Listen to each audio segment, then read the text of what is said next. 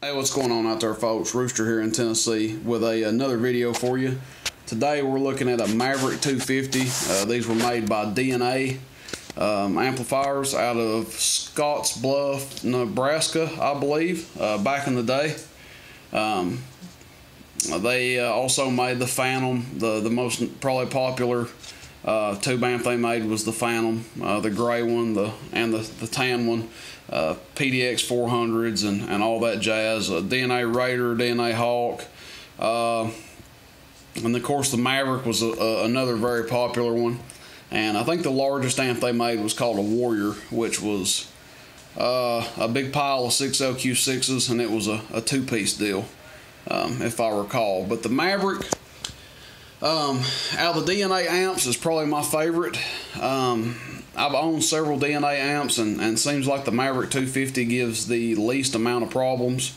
The way it's set up, it's got 4 driver tubes there in the back, the 4 short ones you can see, and then your 4 output tubes up here in the front. And I think they are 6 LQ6s, if I can see. 6 JE 6Cs is what it's got in it right now. That's your 4 output tubes. It's got 4 tuners in it, 2 on top, 2 on the bottom, and then your 2 transformers. It does not have a fan. Depending on how much you're going to be talking on it and what kind of radio you're going to use with it, I would not be against putting a fan in it. Recommended drive on this, absolutely, I would say no more than 35 watts peak, more in the ballpark of 15 to 25 watts peak, and probably no more than 3 or 4 watts of a dead key or carrier going into it. Sideband delay does work. I'll demonstrate that. It functions. Trying to think what else before I get into the output test.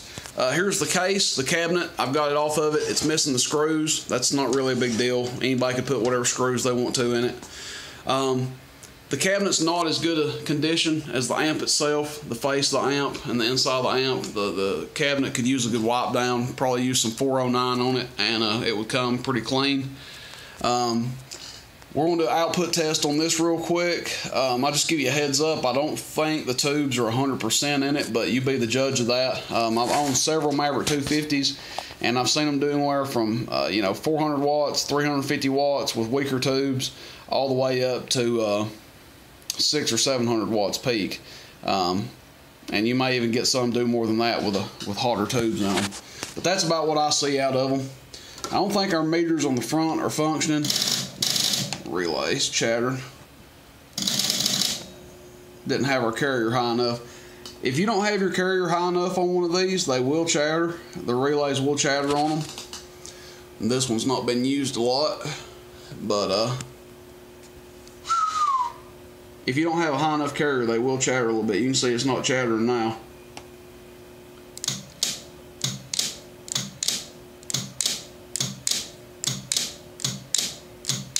Make sure that relay's not going to stick.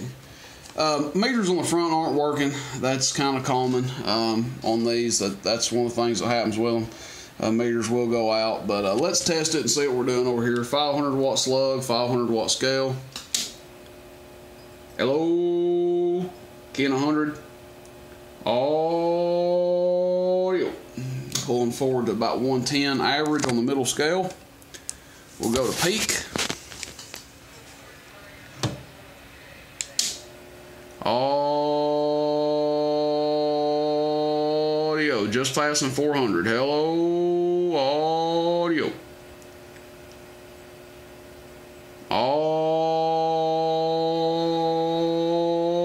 and it's holding, it's not dropping back, which is always a good sign.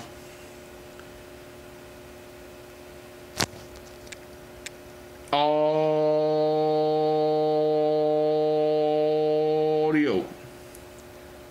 Could just be one tube or so that's weak in it. Hello, audio. Could come back to life. But in my opinion, 400 watts is a little weak on one of these. I have seen them do a good bit more, and we're not seeing any power fall back on it, which is a good sign. Sometimes weak tubes, you'll see the power fall back, and we'll come back to it. Before I end this video, I want to come back to it and check it again just to show you that the power hasn't fell back anymore since we let off of it for a second.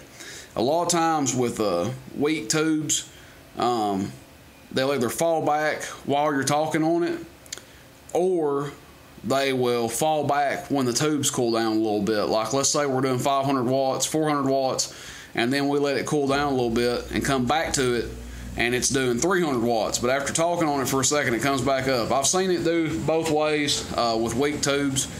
I've seen them do, I've seen them just lower the output from the get, and I've seen them, to where the more you talked on them, the more power they would do. We'll let this thing sit here a second. We'll come back to it, and then I'm going to flip it up and give you a look at the bottom of it for people that are interested. It will be local pickup only. I don't want to ship it, but we'll give somebody a really good deal on this thing. Yeah. So I guess we gave it enough time. Go back over here. Before I do that, I'm gonna play with this dead key a little bit and see how low we can go before it starts chattering. We've got our carrier at 1 o'clock, so we're good at 1 o'clock. We're good at 12. All the way down that time. I may have been being lazy on the mic.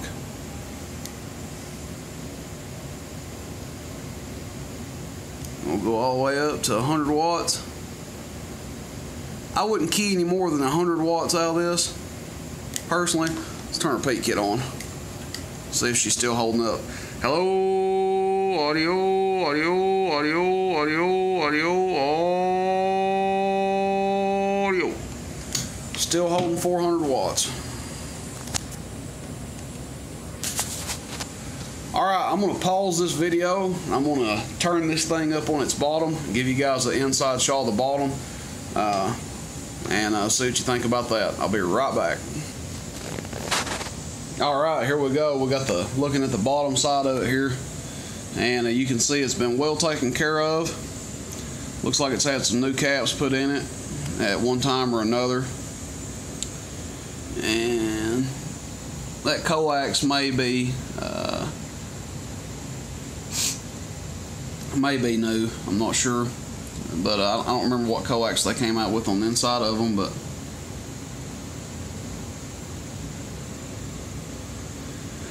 just to look at it, I'm not a tube amp expert by any means. I don't claim to be a tech or technician. I just have very little general knowledge on these as far as that goes. But as you can see, everything looks good on here. We don't have any burn marks or anything like that. You've got your high voltage label over here, and everything looks to be in good shape. There's our two tuners that are on the bottom I was telling you about.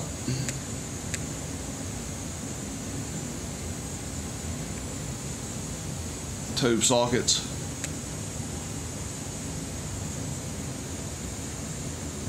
Take a look at the back of it.